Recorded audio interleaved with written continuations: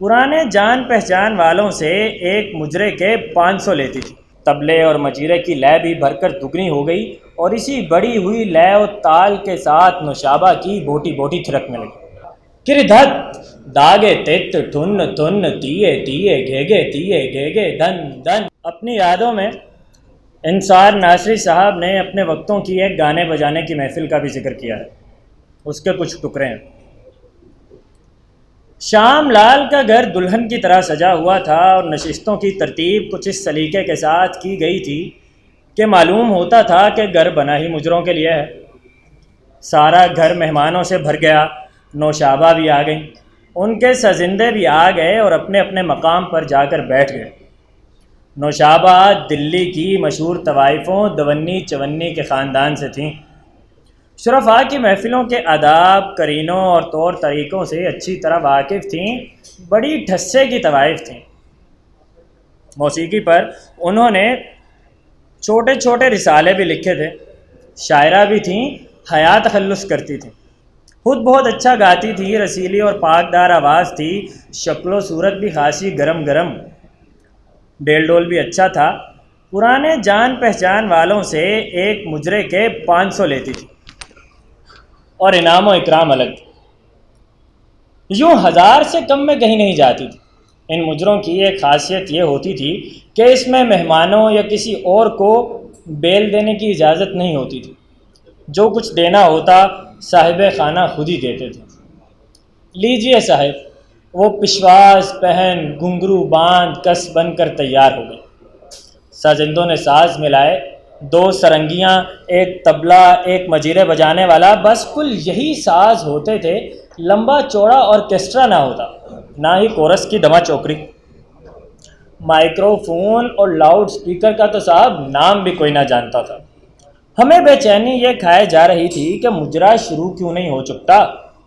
سارے مہمان تو آ چکے، عورتیں بھی چلمنوں کے پیچھے بیٹھ چکیں۔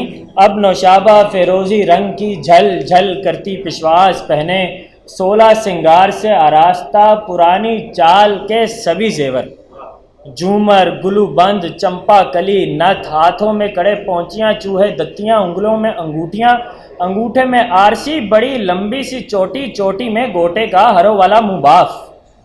پاؤں میں کچھ نہیں، صرف گھنگرو، آدھی آدھی پنڈلیوں تک ڈوری سے بندھے ہوئے۔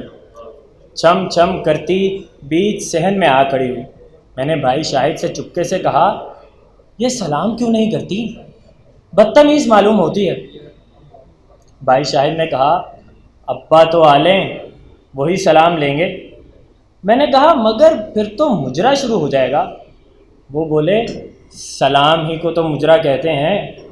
لیجئے جناب۔ ساری محفل ایک دم کھڑی ہو گئی۔ ڈپٹی صاحب ماموں بشیر احمد تشریف لے آئے۔ صدر مجلس کو انتظاماً دیر سے آنا پڑتا تھا تاکہ سب لوگ اپنی اپنی جگہ سے بیٹھ چکیں۔ اب سازندے سازوں پر کمانے اور پروں پر انگلیاں رکھے مستعد کھڑے تھے۔ نوشابہ ہاتھ باندھے کھڑی تھی۔ ماموں بشیر نے گردن کا ہلکا سا اشارہ کیا۔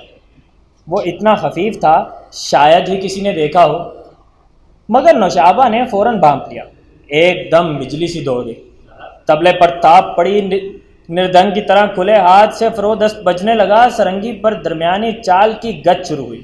مجیرے والا طبلے والے کے ساتھ اپنی پیتل کی چھوٹی چھوٹی کٹوریوں پر ٹن ٹن کر کے تال دینے لگا۔ نوشابہ نے چھوٹے چھوٹے قدم اٹھا کر گت بڑھنی شروع کی۔ بازوں گردن کے ڈورے بھی بڑھنے لگے۔ دیکھتے دیکھتے نوشابہ بھمبیری بن گئی۔ طبلے اور مجیرے کی لے بھی بھر کر دگنی ہو گئی اور اسی بڑی ہوئی لے و تال کے ساتھ نوشابہ کی بوٹی بوٹی تھرکنے لگی۔ بازو اور ہاتھ تیزی کے ساتھ ہلکے اور حمائلے بناتے تھے، ایسے کہ ان پر نظر نہیں ٹھہرتی تھی۔ پاؤں تو دکھائی ہی نہیں دیتے تھے۔ 2 قدموں کی 4 اور 8 کی گھتیں بڑھتی گئیں۔ فضا میں چاروں طرف گھنگرو ہی گھنگرو بکھر گئے۔ معلوم ہوتا تھا کہ رقص و آہنگ کی مربوط لہریں ایک دل آویز ہچکولے کے ساتھ 8 کی گھتیں ہیں جو بڑھتی جا رہی ہیں۔ دونوں ہاتھ جھرمٹ سا باندھ کر فضا میں اڑے۔ نوشابہ نے جھوم جھوم کر گمیریاں بڑھیں۔ پشواس کا گول دامن اپنی پوری وسعت تک پھیل کے فضا میں ہلکے بناتا ہوا کمر کے برابر آ گیا۔ طبلے والے نے ایک زناٹے کے ساتھ پرن باندھا۔ طبلے والے نے ایک زناٹے کے ساتھ پرن باندھا جس کے تیے پر سم تھا کردھت کردھت، داگے تت ٹھن تھن تیے تیے گھیگے تیے گھیگے دھن دھن کراندہ کراندہ کراندہ آ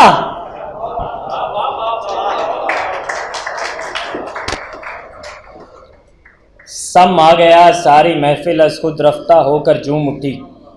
واہ واہ، تحسین و مرتبہ کا جو شور شروع ہوا کہ سم کے ساتھ ہی نوشابہ صدر مجلس کے روبرو سلام کر رہی تھی۔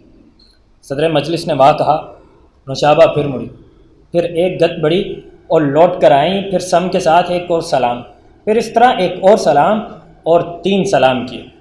پھر مڑ کر ناچتی ہوئی سزندوں تک گئی، وہاں سے ذرا ترچی ہوئی دوسری گت بڑھتی ہوئی دالان والے مہمانوں کی طرف رخ کر کے انہیں بھی اسی طرح یکے بعد دیگرے 3 سلام کیے۔ واہ واہ کی صدائیں بلند ہوئیں۔ ہماری طرف سمجھدار صرف شاہد بھائی تھے، وہ خاموش رہے، صرف مسکرا دیے۔ مجھے اس سے پہلے سلام نہ کرنے کی جو خلش تھی وہ کافی حد تک کافور ہو چکی تھی۔